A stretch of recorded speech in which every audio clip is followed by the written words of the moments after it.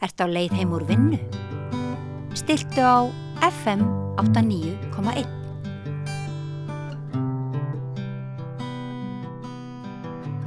Já, það komin tími til að ræða Donald Trump, Úkraínu og Evrópu og það uppsótt sem hefur orðið í álfunni og í hugum stjórnmála fólks og stjórnvalda í Evrópu út af stefnubreytingu Bandaríkjanna og hingað komin Tjörfi Schött, doktorsnemi, sem nú oft komið hingað að ræða Úkraínu í undanfarin 2 ár eiginlega. Já, svona stökusinu. Hingað til, á til. Já. Herðu, hvað ræður þessari stefnubreytingu Bandaríkjastjórnar? Það mat á því að svona svo lína sem við höfum heyrt okkar ráðafólk tala og fólk í Evrópu líka að einarður stuðningur við Úkraínu munu tryggja varnir landsins og þó að kannski síður sagt svona undanfarin að þá var það lengi vel látið í það skína að möguleiki væri á fullnaða sigri Úkraínu á vígvöllum. Er Trump að horfa raunsætt á stöðuna að þessi stefna, þessi grundvöllur að stefnu sem ekki bara varðandi Úkraínu heldur bara öll öryggismál Evrópu að það væri hægt að vinna fullnaða sigur á rússneska hernum á vígvöllunum í Úkraínu að það sé bara óraunhæft. Já, það auðvitað óraunhæft og núna erum við að sjá að allt þetta tala að Úkraína hafi getað sigrað og eitthvað. Ég meina, þetta var bara blekking frá upphafi. Ég meina, núna hefur Zelenský sjálfur viðurkennt að það ekki raunhæfur möguleiki til dæmis að ná Krímskaganum tilbaka og þessum landsvæðum sem Rússar hafa tekið. Og ég meina, þeir reyndu, gagnsóknin umtalaða sumarið 2023 átt að ná Krímskaganum tilbaka eða sækja að Krímskaganum og taka landbrúna. Misheppnaðist, náðu engu fram. Svo fóru þeir eitthvað hernaðarævintýri í Kursk og ég meina og það auðvitað ástæðan fyrir því að það verið að semja núna frið, það að því að stríðið tapað og það var fyrirsjáanlegt og ég meina Rússar hafa verið að sækja fram yfir alla víglínuna frá því að Avdivka féll í febrúar í fyrra. Avdivka var eitt aðalvirki Úkraínumanna fyrir utan borgina Donetsk. Aðalorustan hefur verið í Donbass, í Donetsk héraði og eitt aðalvirki Úkraínumanna var Avdivka sem var bær í útjaðri Donetsk og frá því að Rússar tóku Avdivka í febrúar í fyrra þá hafa verið að sækja fram og tekið hvert virki Úkraínumanna á fætur öðrum sem að þeir hafa verið að byggja upp síðan 2014 frá því í borgarastyrjöldinni og hafa verið með sínar víglínur og varnarmannvirki og byggt upp í mörg ár og það eru virki eins og sem þá virki sem að þeir byggðu upp í stríði þeirra við aðskilnaðar sinna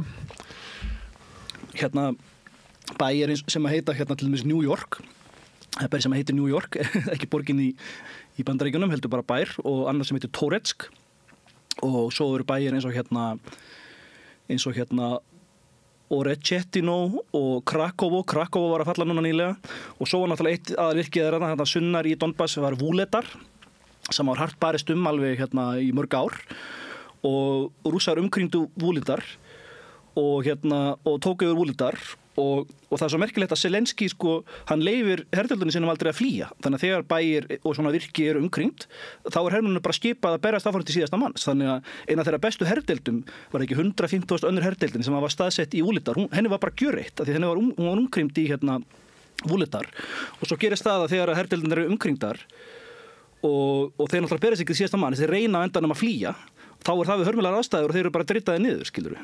Og það er það sem þessi saga er búin að endurtaka sig margoft í Vuhledar og svo var bærin Krakovo var tekin og fyrir svona Krakovo þar var svona koldrun að myndast svona Úkraínumenn voru staðsettir í litlum bæjum og þorpum sunnan við Krakovo sem voru umkringt og núna voru Rússar nýlega closing the pocket þar Svipuð saga endurtaka sig og svo eru þið núna farnir að umkringja Pokrovsk sem er aðal birgðastöð Úkraínumanna í Donbass og eru að sækja beggja hliða og umkringja borgina sem gera alltaf núna þeir ráða alltaf beint inn í þessa borgir eða í þessi virki heldur umkringja þau, það er kallað operational encirclement og hægt og rólega síðan láta rigna sprengjum og stórskotaliði og taka þannig yfir bæinn og eru að gera það við Pokrovsk. Þá var hann ekkert eftir á honum. Þá var hann bara rústir einar. Já, sumir bæir hefða farið þannig, eins og Avdivka og þegar ég séð sko myndir af svona bæjum sem líta lesti út eins og Hiroshima og hérna eins og Zelensky orðaði það og það eru bæir eins og Avdivka sem að sko búið að vera barist í mörg ár og náttúrulega sko hérna íbúar óbreyttu borgarar hafa fyrir löngu yfirgefið bæinn sko og bærin bara vígvöllur af því að hérna Úkraínumenn hafa sko byggt upp eitthvað svona virki og varnarlínur og skotgrafir og svo bara sprengjum látið rigna þarna bara mánuðum saman sko og þá náttúrulega þetta bara gjöreyðileging sko. Og ég veit ekki hvort að það sé verið að gjöra eða líka Pokrovsk núna en Rússar eru að umkringja þá borg og hérna fara bráðum að taka hana. En það þá þannig að Úkraínumenn geta ekki varist þessari hægu sókn Rússa, hægu en ákveðnu sókn Rússa þrátt fyrir aðstóð frá vesturveldunum og Bandaríkjunum? Já, svo það náttúrulega sko, það er talað að Rússar séu að sækja fram og taka cirka 10 ferkilometra á dag sko. Og náttúrulega það er mismunandi hversu hratt þetta gengur fyrir sig en eins og ég, það er alveg bara óteljandi ég er búin að telja upp alla þessa bæi og borgvirki sem þeir eru að ná hverjum að fætur öðru og þetta heldur bara áfram og það er ekkert sem stöðvar þetta og það er alltaf að tala hvað þetta gengur hægt og þetta er mjög hægt ef við berum þetta saman við önnur stríð eins og til setja í heimsstyrjöldinni það sem voru svona risa stórsóknir það sem að sko Þjóðverjar til dæmis sóttu inn í Frakklandi eða Sovétríkin og tóku bara þú veist næstum allt landið bara á nokkrum mánuðum þetta er ekki sambarlegt, þetta er ekki þannig þeir eru ekki að sækja fram með sko skriðdreka herdeldum í einhverju svona hérna combined arms hérna árásum skiluru það er kallað Big Arrow sóknir sko þetta er ekki þannig hernaðar, þetta er skotgrafa hernaðar þetta er meina eins og fyrir heimsstyrjöldinni og þeir eru ekki að sækja fram með stórum skriðdreka herdeldum þeir eru að láta stórskotaliðið gera alla vinnuna fyrir sig bara rigna sprengjum og hægt og rólega sko að grænda niður andstæðingin þannig að þetta er svo kallað war of attrition hvernig sem það er kallað á íslensku hérna, að blæða andstæðingin út og svo eru þeir alltaf sko að skoða veikleika í vörnum andstæðingsins og ef þeir finna veikleika þá sækja þeir fram þar og þess vegna gengur þetta svona hægt fyrir sig og svo er heldur aldrei rætt það að það er mjög mikið sko drulla þarna í hérna Úkraínu og það er talað hérna sko Mudseason eða Rasputitsa eins og það kallað á rússnesku og þeir sem hafa kynnt sér sögu seinni heimsstyrjaldarinnar og hérna orrustuna á austurvígstöðunni þekkja þá sögu sko að þegar að hérna allt var að drulluð þá var bara allt stopp og gengur ekkert sko og það er sko bæði sko í byrjun vetrarins og í lok vetrarins þegar að hérna hittnar veðrið og allir snjórinn bráðnar eða verða mikið rigningartímabil að þá voru allir drullu og þá var allt stopp sko. Og núna er náttúrulega sko hávetur, það er janúar en núna í janúar sko þá fór hitinn á tímabil upp í 20 gráður og svona er veðráttan þarna í hérna Úkraínu og Rússlandi sko. Það getur orðið annarkvort mjög heitt eða mjög kalt sko.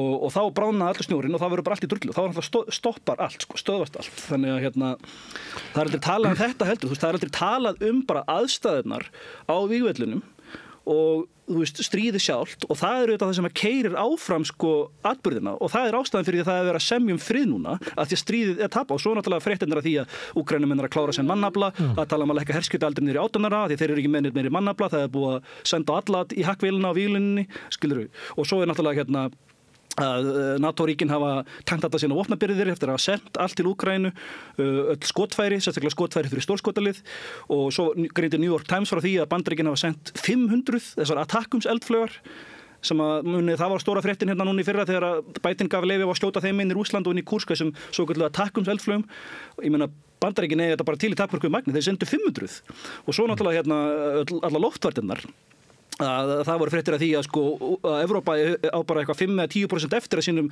loftvarnaskeytum eftir að hafa sendt allt til Úkraínu og þessi svokölluðu Patriot loftvarnakerfi og þetta er allt sem verið sendt til Úkraínu og þetta er bara komið á þrotum, það er ekkert meira til að senda. En við Íslendingar hafa verið að leggja inn peninga við að byggja upp vopnaframleiðslu innan Úkraínu 400 milljónir hérna þegar Þorgerður Katrín fór núna síðast. Það er ekki þannig að innan Úkraínu hafi tekist að byggja upp hergagna framleiðslu til þess að anna þörfum þessa stríðs. Nei, það er allavega ekki nóg til þess að halda stríðinu gangandi af því að það er ekki eins og nóg allt sem að sko hérna öll NATO-ríkin hafa sendt, skilur, hvað það sem Úkraína framleiði sjálf. Af NATO-ríkjunum þá framleiða Bandaríkin langmest og núna erum við aðalega að tala um hérna sko skotfæri og sérstaklega skotfæri fyrir stórskotalið 155 mm hérna sprengjukúður. Það eru Bandaríkin sem framleiða langmest að því og þau hafa aukið framleiðslu sinna. Evrópa framleiði minna og það er alveg merkilegt að framleiðslan hefur ekkert aukist í Evrópu á skriðdrekum eða skotfærum. Okkur ekki. Það má spyrja sig. Náttúrulega Evrópa er náttúrulega í kreppu núna og það er náttúrulega efnahagskreppa. Hver ríkisstjórnarfættur annari er að taka ákvörðun að verja stærri hluta landsframleiðslunnar í hernað? Ætti það ekki að fara í það að byggja upp hergarneiðuna? Ég muni það sem gerist í Þýskalandi var að ríkisstjórnin sprakk og það búið til nýra kosninga og það var út af deilum út af hérna fjármálafrumvarpinu og það var hérna fjármálaráðherrann sem að sagði af sér og það aldrei talað að sko deilurnar fjármálafrumvarpið, það vörðuðu sko fjársendingar og stuðning til Úkraínu af því þeir vildu náttúrulega sko einhverjir vildu senda meira en þeir bara átt að segja á því að það bara ekki efnahagslegu grundvöllur til að senda meira. Og það náttúrulega reglur sem að þjóðverðirnir hafa verið svolítið fasteldir á að fara ekki með skuldir eða halla á ríkissjóði umfram tiltekin mörk og það voru frjálslyndir demókratar sem vildi ekki fara yfir þau mörk en þá sósíaldemókratarnir sem vildu þá senda meira og brjóta þá þessi mörk til þess að geta stutt Úkraínu en frjálslyndir þá hafa stoppa að það væri ekki hægt að styðja það meira vegna þess að þá hefði hallinn á ríkissjóði orðið meiri heldur en þessar gullnu reglur sem að þjóðverðirnir hafi nú verið duglegir að halda sig innan í áratugum saman. Já, þetta voru deilurnar sko milli Schulz kanslara og svo fjármálaráðherrann sem var á vegum sko liberala eða frjálslyndra. Viðreisnar flokkur þeirra þjóðverja sem er mjög ákveðin í því að halda sig innan svona taumhalds í ríkisrekstri. Og þá má spyrja sig af hverju þrátt fyrir allt þetta tal að styðja Úkraínu og auka varnir í Evrópu og svo framvegis hefur vopnaframleiðslan ekki verið aukin. Og ég meina það er ekki auðvitað að svara þessari spurningu og það er aldrei rætt þetta. Ég meina við heyrum alltaf styðja Úkraínu, styðja til að sigra, en það er aldrei rætt sko raunveruleikann, þú veist hvernig staðan á vopnaframleiðslunni, hefur hún verið aukin? Hvað getur við sendt mikið? Það er aldrei rætt þetta. Þessi umræða er bara veruleika fyrst. Hún er ekki tengst raunveruleika. Áttu við þá að stjórnmála stéttin í Evrópu og ráðamenn séu með þetta tal fyrst og fremst út frá eitthvað svona pólitískri stöðu sinni en það sé raunverulega engin svona alvöru hugsun á bakviða að byggja stór efla, að breyta Evrópu, kannski ekki alveg í svona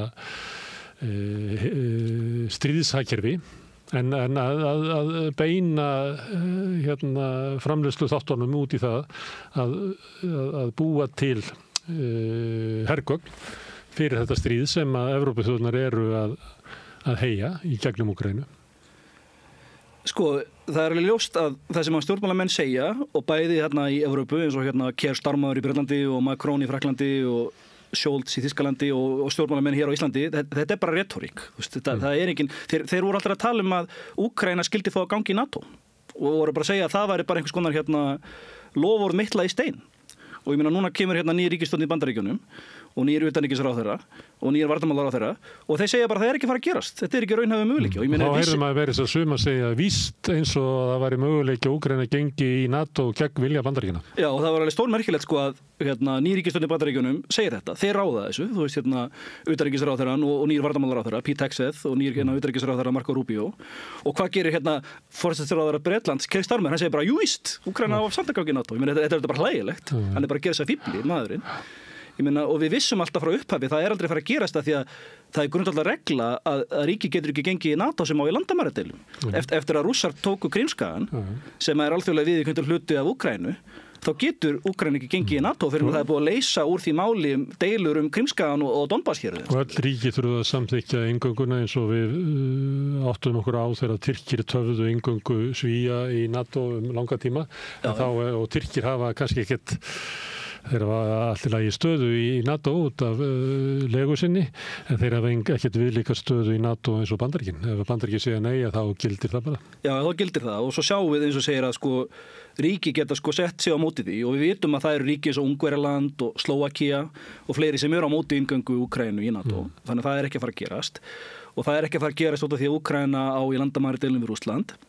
Og það er heldur ekki að fara að gerast, ég meina Biden náttúrulega studdi sjálfur Úkraínu en hann sagði sjálfur að það er of mikið spilling í Úkraínu. Ég meina það er líka þannig skilyrði sem þarf að uppfylla. Þetta er svona svipað svo gangi í Evrópusambandið að það er talað að lönd þurfa að uppfylla ákveðin svona skilyrði og það er talað að Úkraína er bara of einhvern veginn, hvernig segir maður það ekki nú á nútímavæti og mikið spilling og það myndir þurfa að laga þessi mál, skilurðu? Það var á svona allri umfjöllun og svona mælikvörðum mjög spiltara land heldur meiri sem Rússland áður en fyrir innrásina og það er ólíkarkismin þar sem að auðmenn hafa raunverulega náð undir sig öllu samfélaginu var miklu lengra gengið í Úkraínu heldur en í Rússlandi sem er kannski vert að rifja upp af því að stundum við talaði eins og Úkraína sé svona frelsisberi í álfunni. Það var náttúrulega kerspill land. Ok, en þetta er staðan og spurningi mín var er stefnubreiting Bandaríkjastjórnar byggð á því að mati að það er ekki hægt að vinna þetta stríð Úkraína getur ekki unnið það Staðan getur bara versnað vegna þess að Rússar hafa yfirhöndina og eru hægt og bítandi að mylja undir sig svona mikilvæg sóknis ekki hröð að þá eru þeir ná hægt og bítandi mikilvægum stöðum.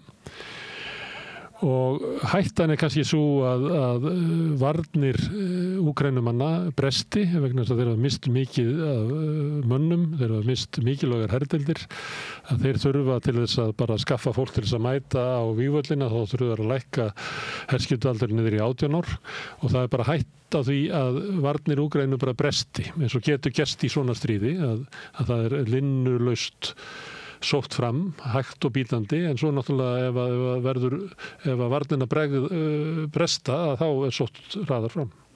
Já, það sko 20 í þessu, það bæði raunveruleikinn á vígvellinum, eins og Pete Hegseth, nýja varnarmálaráðherra, ítrekkaði í ræðunni fyrir Munich fundunum, að þetta bara byggt á því að viðurkenna raunveruleikinn á vígvellinum og það bara að Úkraínu gengum illa og að tapa og það ekki raunhæft að Úkraína gangi í NATO. Þetta bara raunveruleikinn sem það horfast í augu við og það svo merkilegt hvernig stjórnmálaelitan í Evrópu bara í einhver blekkingu og hefur alltaf verið þetta. Þetta alltaf bara hlægilegt, En allavega, hvað þetta mikið veruleikafirring.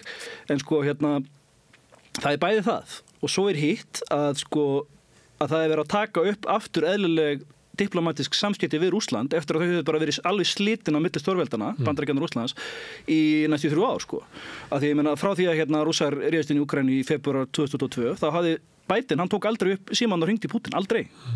Og núna náttúrulega hringdi Trump í Putin og það var merkilegt og sagði frá því og það var mikið í fréttum. Og svo fólk að fordæma það, ég meina, er það ekki bara gott að þeir eru byrjar að tala saman aftur? Ég meina, Biden, það alveg stórmikilegt, Biden sagði sjálfur að það mesta hættan á kjarnorkustríði síðan í Kúbudeilunni.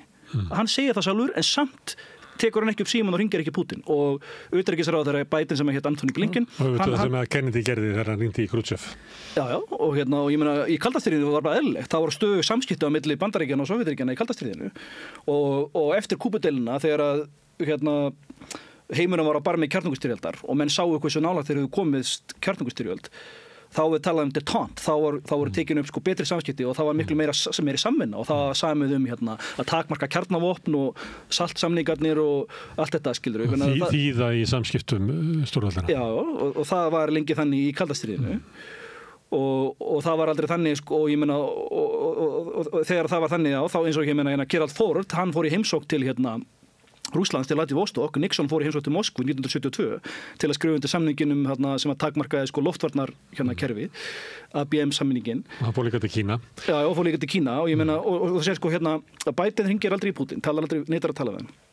Og Anthony Blinken, utanríkisráðherra Biden, hann neitar að hitta Sergej Lavrov, utanríkisráðherra Rússlands. Núna Marco Rubio að hitta Sergej Lavrov í Sádi-Arabíu.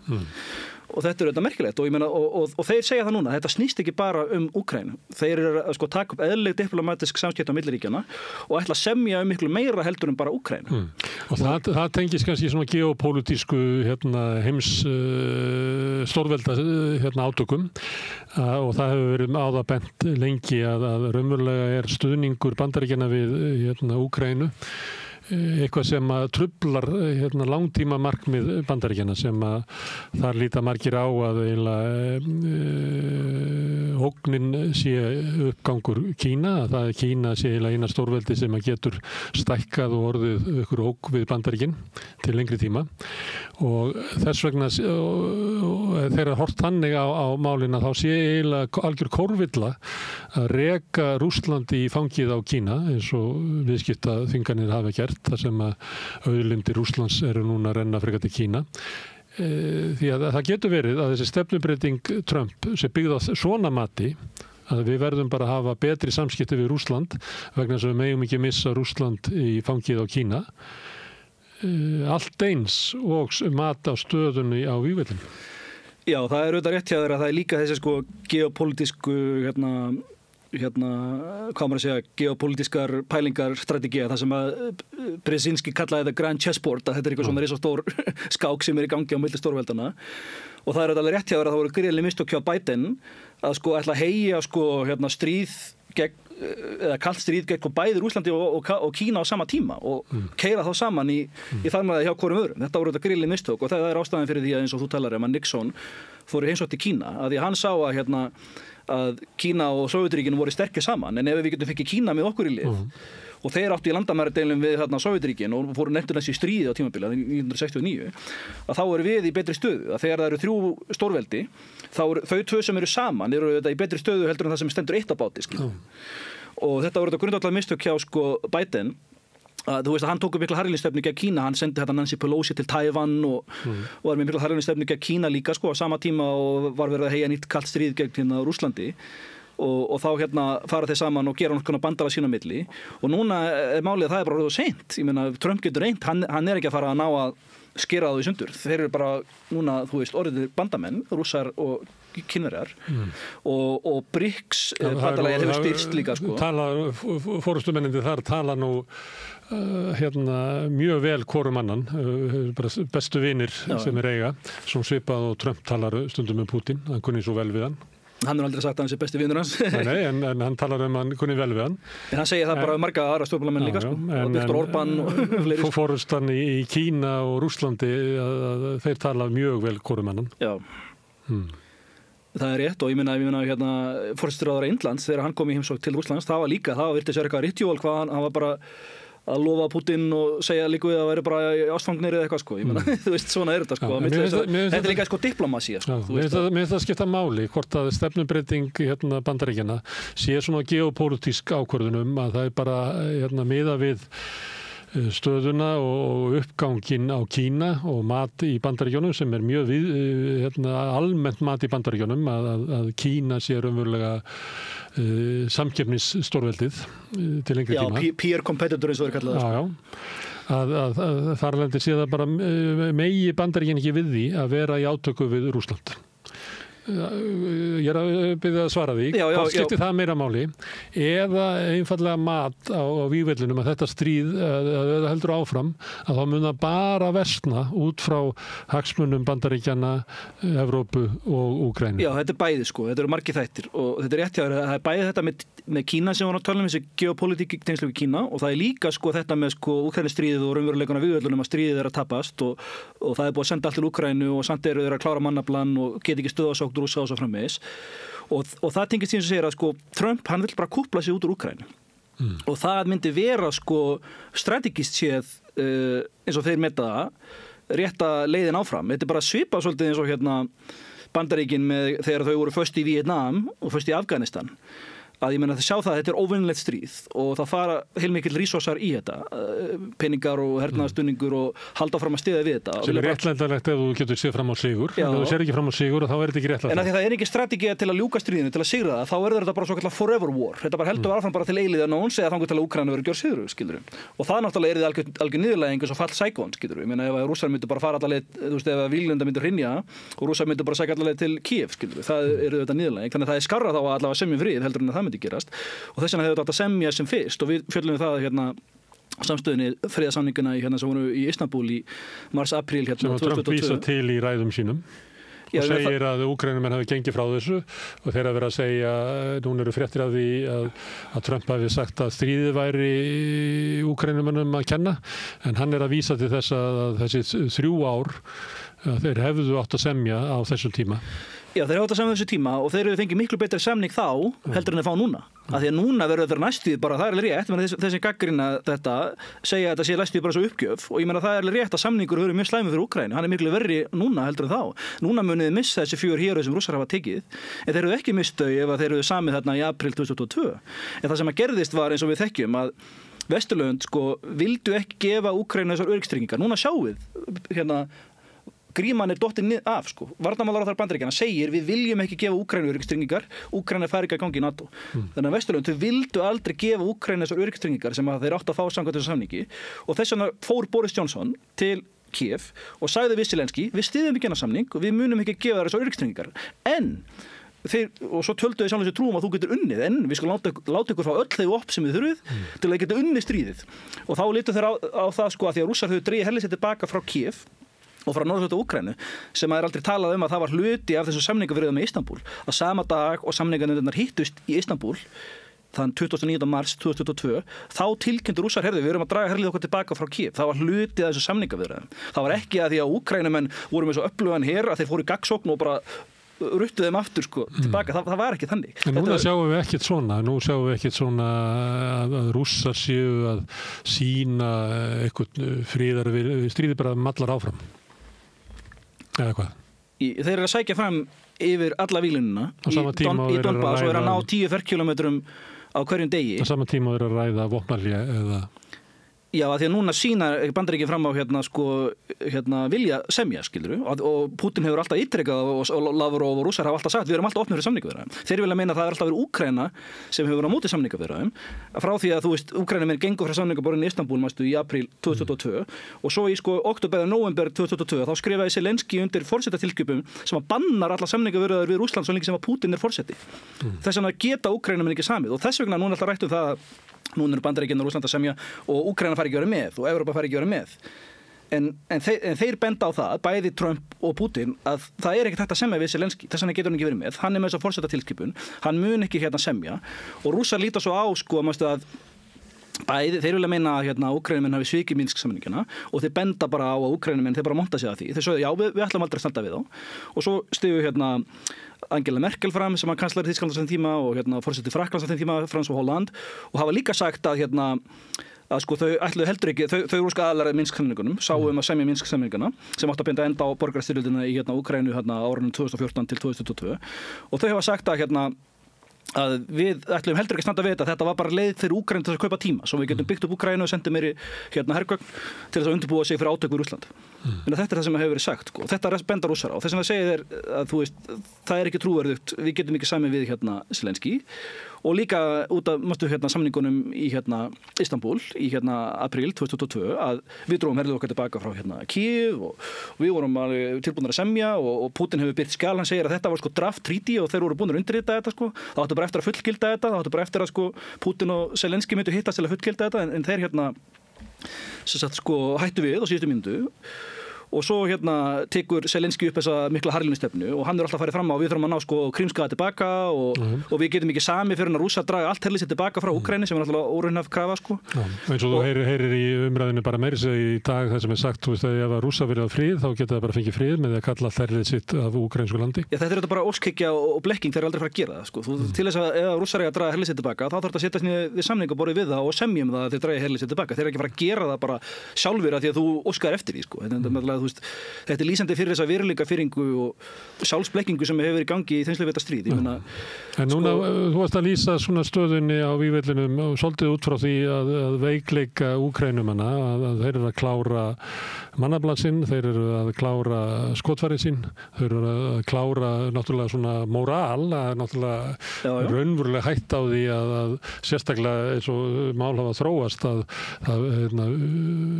herinn svona falli saman, að það verði baráttu andinn verði niður fyrir frostmark en á sama tíma er verið að halda því fram að þetta sé einmitt staðan sem er í Rússlandi að rússneska stríðshagkerfið þá getur keyrt það áfram einhver tíma en nú það komið algjörlega þannþoli það sé bara tímaspörsmál hvenær rússneskur efnaður fallist niður á hnéskelennar að þeir hafa búin að reyna allt til þess að draga fólk á vígvöllin og það sé mjög erfitt fyrir Putin að ná í nýjan mannafla Þetta er það sem okkur hefur sagt frá upphafi að Rússland sé bara við það að hrynja og þetta er sagan sem okkur er sögð til að fá okkur til að trúa því Úkraína getur unnið. En rétt handa við hornið sé sigur. Já, sigur alltaf handanhótt en við ekkert að þessu gengið eftir. Núna er liðin næstu 3 ár og það er búið að vera að segja að Rússar eru að klára sín skotfæri þeirra að klára síðan eldflaugar og það er uppreist Prigozhin og Putin verið steypt á stóli og efnahagkerfið er á þrotum komið það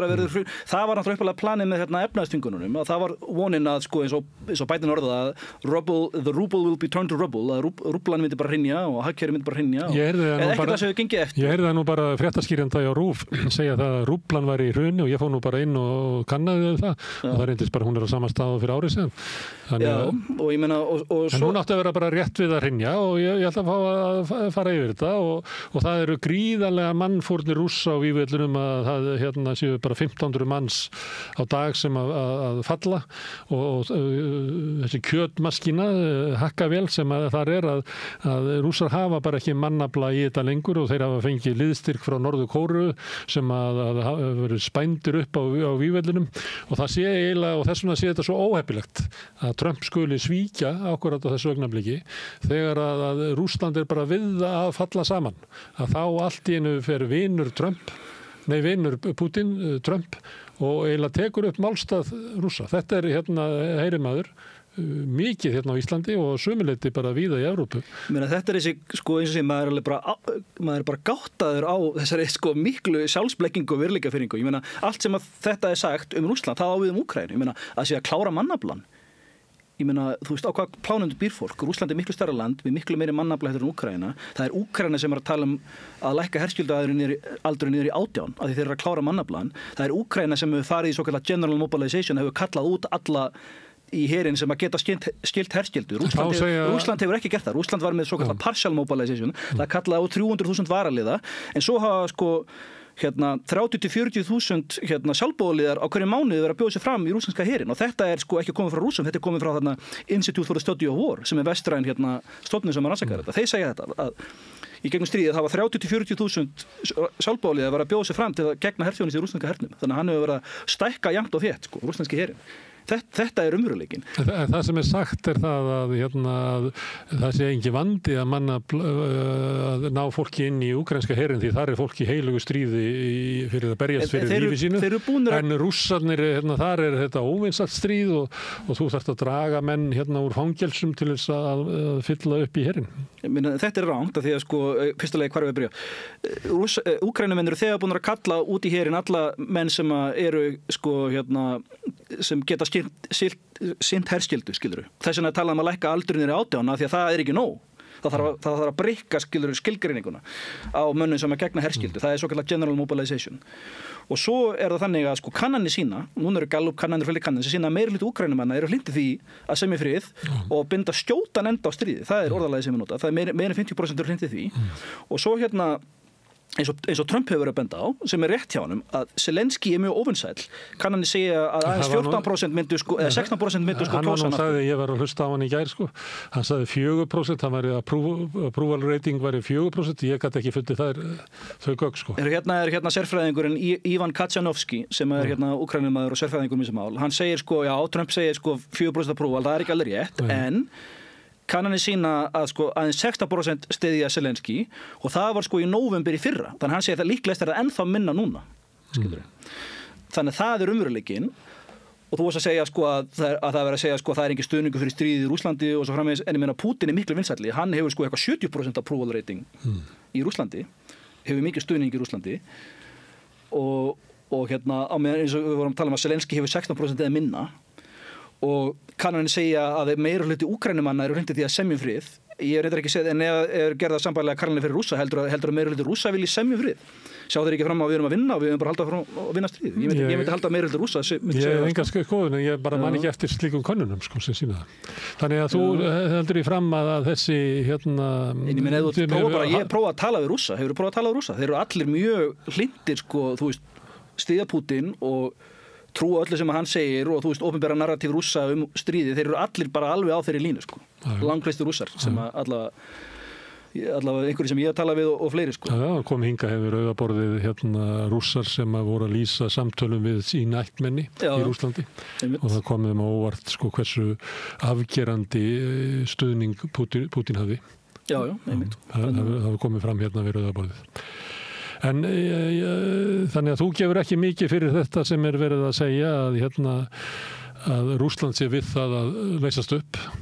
Okkur hefur verið sagt þetta frá upphafi, þetta er aldrei gengið eftir. Þú þekkir söguna Úlfur, endanum kom Úlfurinn, Þannig að það já, og á drenginn. En málið er að þessi saga, þetta er projection, af því að allt, það er verið að segja að Rússland sé við það hrynja, það er öfugt, það er Úkraína sem er að hrynja og það er stuðningur NATO-ríkjana, Vesturlanda við Úkraínu sem eru að þotna upp. Þeir eru búin að senda allt sem þið geta sendt. Stuðningur þotnar upp og þess vegna er Úkraína að tapa. Og ég meina Zelenský viðurkennda sjálfur að án stuðnings NATO-bandaríkjana þá myndum við ekki halda út mjög lengi, skilur. Hann er búin að viðurkenna það sjálfur. Það er raunveruleikinn. Þannig að það er verið að stilla sig upp að þetta sé war of attrition. Ég veit ekki hvað að kalla war of attrition í íslensku, það er bara stríð þar sem að það er verið að keppast þetta er svona langklaup og svo sem að blæðir út fyrst hann tapar, skilur. Það er war of attrition.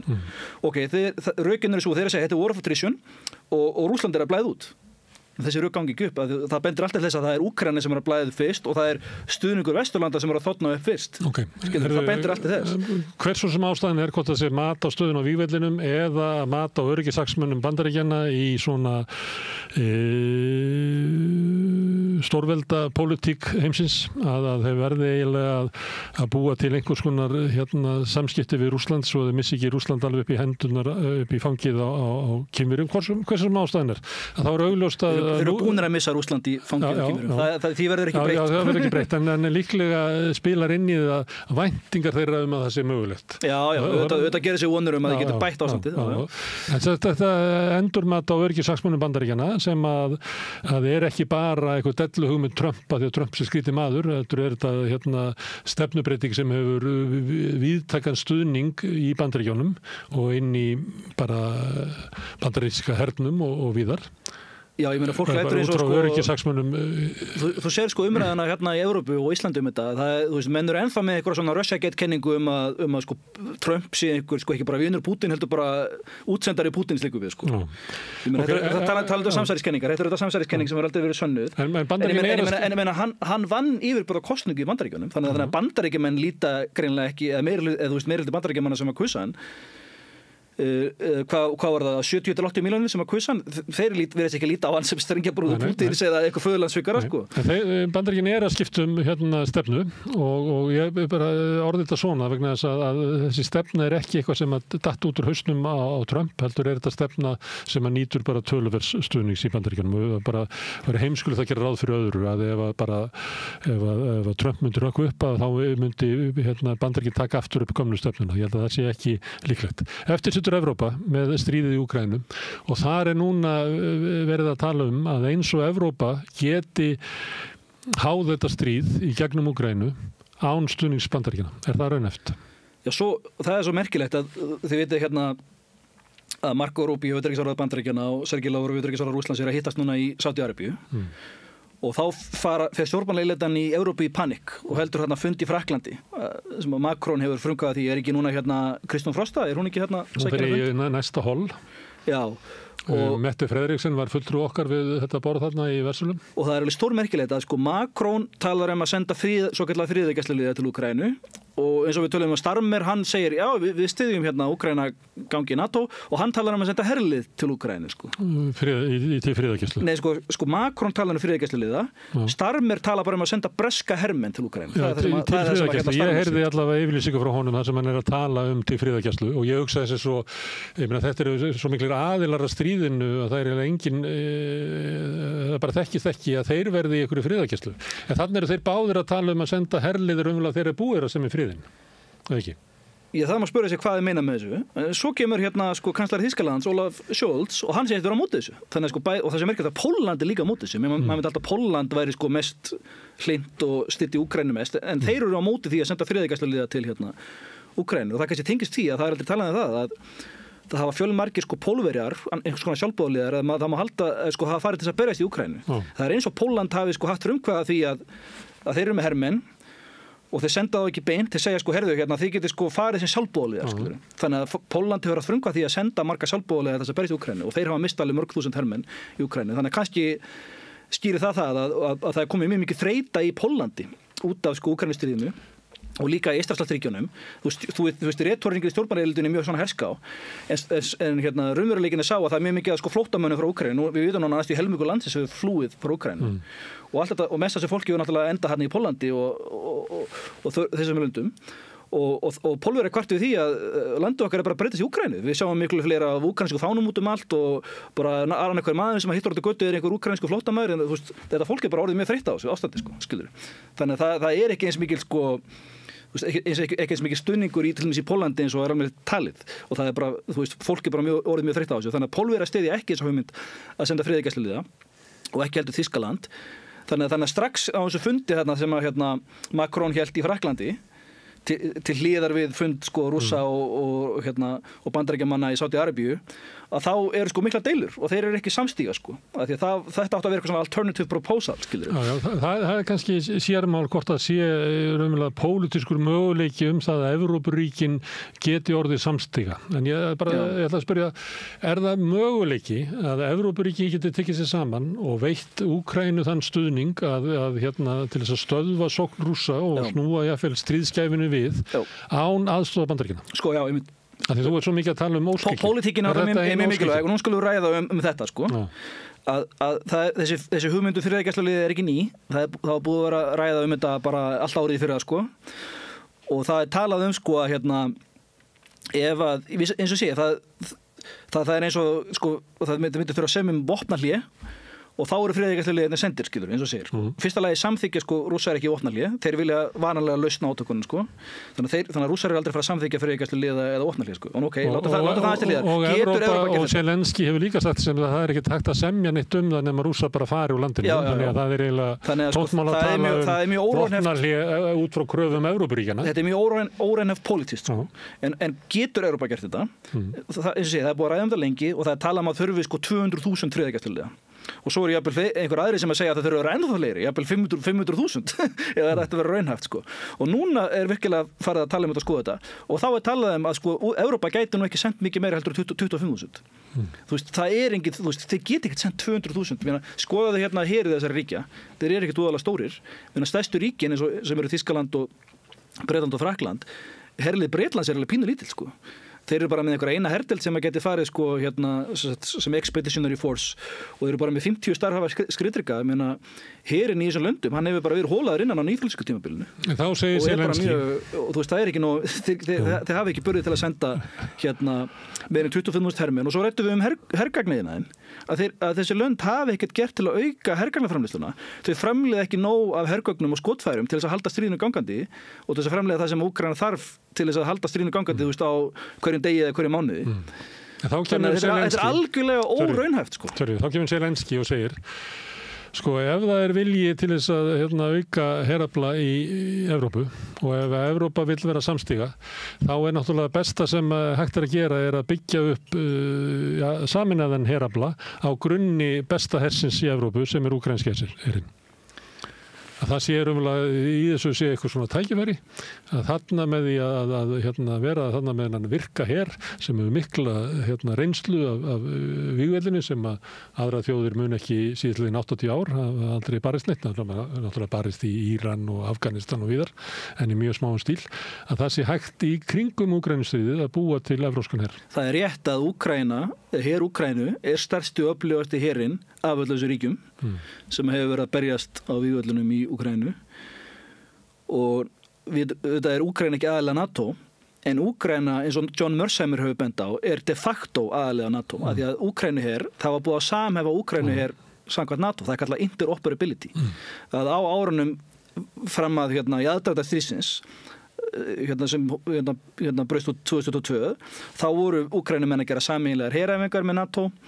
Þeir voru að senda sína offisera í þjálfun hjá NATO, og NATO var búið að koma upp þjálfunarbúðum í austurhluta Úkraínu, og það var eitt fyrsta skotmarki sem Rússar riðust á. Það voru þessar þjálfunarbúðir NATO í austurhluta Úkraínu rétt hjá Lviv. Þannig og Úkraínumenn voru búnir að samhæfa sitt her gagnvart NATO og þetta svo kallar interoperability, og þegar stríðið brýst út, þá eru NATO-ríkin, Bandaríkin að aðstoða Úkraínumenn með sínum upplýsingum. Þú veist, þeir eru með gerfunhetta sem að eru með mikilvægir nútíma hernaði til þess að afla upplýsinga óvininn og allt það og þeir eru að sko láta þá fá bara beint í æð sína upplýsingaöflun, þannig að þeir eru bara í nánu samstarfi í stríðinu og svo náttúrulega þessar eldflaugar sem að margum rettar, þeir eru þetta aðstoð til þess að skjóta þeim og miða þeim og það var leki sko þegar einhverjir þýskir hermenn voru eitthvað að ræða einhverjar eldflaugaárásir í Úkraínu, þá kom fram að það eru breskir sérfræðingar sem eru í Úkraínu að aðstoða að skjóta eldflaugunum og það hefur líka komið fram sko í greinum til dæmis New York Times og Washington Post að það eru einhvers konar sérsveitarmenn eða aðilar í Úkraínu, nokkur hundruð frá Bandaríkjunum, Bretlandi og svo Discord-lekin svo kallega, þessi Pentagon-skjöl sem voru lekin á Discord 2023, þar var gefin tala, það voru 50 breski sérsveitarmenn í Úkraínu, þannig að samstarfið hefur verið alveg náið sko og og málið sko Svo ég endur ekki spurninguna. Ef að Bandaríkin að draga sig út úr Evrópa þarf að stórefla hernaðarlega getu sína. Zelenský segir að það best að gera það á okkar herr. Þetta raunhæft? Já, þegar punkturinn var sá að, eins og segir að þannig að Úkraína de facto aðila NATO, ekki de jure, þeir hafa ekki 50 greinina og hafa ekki öryggistryggingarnar, en de facto aðila NATO og fyrir utan Bandaríkin þá Úkraínu öflugasti herinn í NATO og þú ert ekki að tala að byggja upp eitthvað samevrópskan her og úkraínski herinn Zelenský þú ert að tala að Zelenský tala það, þið burðastólpin í því en ég meina Úkraínu her bundið niður á vílinni í Donbass á austurvístofunum. Þannig að hvernig ætlar að gera það? Það þarf að semja eitthvað vopnahlé eða eitthvað. Vopnahlé og nota svo friðinn til þess að byggja upp sameiginlega en það ekki að fara að gera það. Þegar Rússar eru að vinna stríðið þá halda þeir bara áfram þangað til að vinna og þeir eru búin að segja eða að semja, þá þeir sætta sig ekki í vopnahlé. Þeir segja ef það eru vopnahlé þá það bara eins og Minsk-samningarnir eða álíka. Það bara tækifæri fyrir Vesturlönd til þess að senda Úkraínu meiri stuðning og byggja upp Úkraínu í framtíðinni og þá líka tækifæri til þess að innlima Úkraínu meira enn í NATO sem að þeir vilja meina að sé að markmið þeirra koma í veg fyrir. Þannig að þeir vilja ekki vopnahlé. Þeir segja ef þeir eru samið fyrir þá þarf það að vera sko permanent lausn. Þeir sætta sig ekki við svona frosin átök svona eins og á Kóreustskaðan sko, sem vopnahlé. Það myndi þurfa að vera sko, eða vopnahlé þá þurfti að vera sko varanleg lausn á átökunum. Þetta það sem að Rússar segja sko. Það myndi fela í sig þá viðurkenningu á þessum 4 héruðum sem þeir hafa innlimað og skuldbindinga að Úkraína gangi ekki í NATO og að Vesturlöndum myndi þurfa að slíta öllu hernaðarsamstarfi í Úkraínu. Þannig að sko það aldrei að fara að verða vopnahlé þar sem að Úkraína getur fengið skilur að halda áfram þessu hernaðarlega samstarfi við Evrópuríkin og Bandaríkin. Af því að Rússar sætta sig ekki við það skilur. Þeir eru aldrei að fara að samþykkja það. Þannig að það ekki að fara að gerast sko. En það er enn óskikjan og Evrópa hefur ekki aflið til þess að þröngva þeirri stöðu fram. Já, það er óskikja það að ef þú vilt eitthvað og þú hefur ekki aflið til þess að ná því fram. Já, og þú veist, það bara ekki raunverulegt, skilur. Ég vil kannski fara til Tungsins á morgun, en það bara ekki raunhæft, það óskikja, skilur. Það svipað með þetta, sko, að fara að byggja upp einhvern samevrópskan her. Eins og ég benda á, það eru liðið næstu 3 ár. Evrópa hefur ekkert gert til þess að byggja upp hergagniðan og þá maður spyrja sig, hvers vegna ekki? Við erum búin að minnast á það er bara efnahagskreppa í Þýskaland af iðnaðarvæðast, skemmdaverki á Nord Stream gasleiðslunni, búið að skrúa fyrir ódýra gasi frá Rússlandi, orkuverð að hækka, það er mikil verðbólga, það er stöðnun, ekki hagvöxtur og fjöldamörg fyrirtæki í Þýskalandi hafa verið að fara á hausinn. Það er ein ástæðan, það er alltaf kreppan og svo annað að bara herinn í þessum löndum hefur verið hólaður innan á nýfrjálsíkjárunum af því að hergagniðan hefur engaveittur og hann er rekinn í hagnaðarskyni á meðan Rússar eru með eitthvað sovjeskerfi, það er bara ríki sem að stjórnar hergagniðanum. Stríðshagkerfi sem að Sovjetmenn tókur náttúrulega upp stríðshagkerfi sem að marga þjóðir hafa haft. Þetta er ekki bundið við Sovjetíkin. Það er ekki að sama stríðshagkerfi, af því fólk er alltaf þannig stríðshagkerfi. Stríðshagkerfi er eitthvað eins og Bandaríkin gerir sér í heimsstyrjöldinni, eins og Sovjetríkin gerir sér í heimsstyrjöldinni. Breyttu traktorsverksmiðjum í skriðdregaverksmiðjur. Já, þá var sko borgaralegum verksmiðjum var umbreytt yfir í hergagnaverksmiðjur og ríkið sko steig inn og stjórnaði sko framleiðslunum með svona kvótum og svoleiðis og það var líka tekið upp sko skömmtunarkerfi og svo framvegis og þegar það var hergagna sko stríðshagkerfi þá var sko hergagnaframleiðslan var alltaf 40% af landsframleiðslunni. Þannig var það í seinni heimsstyrjöldinni og það var líka mjög hátt í fyrri heimsstyrjöldinni þegar það var líka stríðshagkerfi. Núna er það þannig að hergagnaframleiðslan er 8% af þjóðarframleiðslu Rússa þannig að það ekki það sama á stríðshagkerfi. Ok, það má segja að þetta meira stríðshagkerfi heldur en í Evrópu, það alveg rétt, en þetta ekki það sama, þú veist fólk rugla sér saman, þetta ekki eins og það var í seinni heimsstyrjöldinni. Og svo má það líka benda á það að Sovétríkin, þegar þau voru sko ekki í stríði, þá var sko hergagnaframleiðslan var alltaf sko 12% af þeirra landsframleiðslu, eins og til dæmis á 9. áratugnum. Vissulega voru Sovétríkin í stríðinu í Afganistan, en til dæmis á 8. áratugnum. Og það var meðal þess að vegna þess að þau lögðu svo mikið að byggja upp kjarnavopnin. Heilmiklar eldflaugar að kjarnavopn, það fór gríða mikið peningur í það. Það skilurðu að hergagnaframleiðslan var 12% af hagkerfi Sovétríkjanna á friðartímum sko. Það ennþá meira heldur en hjá Rússlandi núna sem 8%, skilurðu. Þannig að þetta er líka misvísandi sko umfjöldum sem heyrir þetta svo kallar stríðshagkerfi sko. En eins og Rússar hafa vissulega gert margt til þess að auka sín hergagnaframleiðslu og þeir eru að framleiða meira af hergögnum og skotfærum heldur en öll NATO-ríkin samanlagt og þetta er náttúrulega stórmerkilegt og þegar maður er alltaf haldið sko, það er alltaf litið á eins og Bandaríkin séu þetta great industrial powerhouse eins og þannig var það í seinni heimsstyrjöldinni að þau framleiða langmest af skriðdryggum og flugvélum og skipum og svo framvegis en þau eru það ekki lengur, þau framleiða meira heldur en Evrópa framleiðir voðalega lítið. Og af hverju hafa þeir ekki gert neitt til þess að auka hergagnaframleiðsluna þráttur allar þessar yfirlýsingar og allar þessar retórik og þetta kemur meðal fram að það var skýrsla hérna hjá Kiel Institute sem var að skoða hergagnaframleiðsluna og líka hérna í skýrsla hérna í SIPRI, hvað heitir þetta, Stockholm Research Institute gefa hérna árlega út hérna sko skýrslur sko stöðu svona hernaðarmála í heiminum sko og ég meina þarna kemur þetta fram að framleiðsla þeirra á hérna skotfærin fyrir stórskotalið hefur ekkert aukist. Af hverju ekki? Ég spyr, af hverju ekki? Af hverju stjórnmálaleiðildin í Evrópu? Af hverju hafið þið ekki gert neitt til þess að auka hergagnaframleiðsluna? Er þetta bara innanlandsleg retórik? Þið talið það. Þið talið að byggja her og alltaf taka ykkur að verja Úkraínu og allt þetta. En þið hafið ekkert gert í því. Þannig að þú veist hvað skýrir það? Er það því þið getið það ekki? Eða er það því að það sem þið segið, þið meinið ekki það sem þið segja? Er það því að þetta er bara blekking? Eða þú veist, hver er skýringin á þessu? Við höldum áfram að spyrja þessar spurninga hérna við rauðaborðið, fáum fleiri gesti og takk fyrir að koma hingað og með áhugaverð innsýn inn í þessa óvissu tíma sem í Evrópu. Það er þannig. Það hefur líklega aldrei verið meiri svona óvissa í Evrópu, ekki frá seinna stríði, þegar kalda stríðskerfið var byggt upp. Nú er það eiginlega fallið. Það er óljóst hvers konar kerfi verður búið til.